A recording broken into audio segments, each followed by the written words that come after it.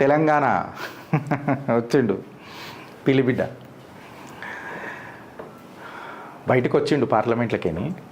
ఈ వక్ఫ్ చట్టం ఉంది చూడు, మొత్తం నాశనం పట్టించేస్తుంది, భూములను అన్ని గుంజుకొని మా మస్జిద్లను మాకు దూరం చేస్తుంది, ముస్లిమ్స్లా దాన్ని అడ్జేసేస్తుర్రు, ముస్లింలకు ఇది తీవ్రం అన్యాయం జరుగుతున్నది, ఏ ముస్లిం దీన్ని ఒప్పుకోడు, మీరు మా ఆస్థాను అడ్జేసేస్తుర్రు, మా నమ్మకాన్ని తుంగలు దొక్కుతున్నారు, ముస్లింలు అనేటోళ్ళు దేశంలో ఎట్లా బతకాలా అని చెప్పి నట సార్వభౌముడు తెలుసు కదా నీకు.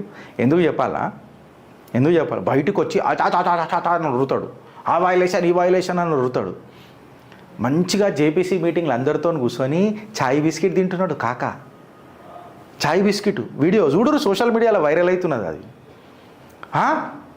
అరే మీ కౌమ్కి నువ్వు చెప్పుకో, బయట ఎట్లయితే మాట్లాడతావు మళ్ళీ లోపల సంసద్ మే ఐసీ చరైతా కాదు, నువ్వు ఎన్కాష్ చేసి బతుకుతున్నావు ముస్లిం నమ్మకాన్ని, ముస్లింల నమ్మకాన్ని ఎన్కాష్ చేస్తున్నావు. అసలైన క్రెడిట్ చోర్ నువ్వు.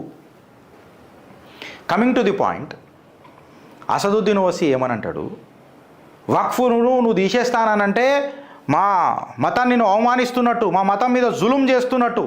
ఐసా నై చలేగా, యా జులుం నై చలేగా, మేరా మస్జిద్ మే छीनने नहीं दूंगा, एक इंच भी छीनने नहीं दूंगा. अरे बाबा, మస్జిద్ కి తో బాత్ హీ నహీ ఆయి ఇధర్. ముద్దా ఎక్కడ ఆగిపోయింది తెలుసా? వక్ఫ్ దగ్గర ఆగిపోయింది. Illegal land occupation or to that matter position మీద ఆగిపోయింది. ఈ మాట ఎందుకు ఆగిపోయింది అని చెప్పి నువ్వు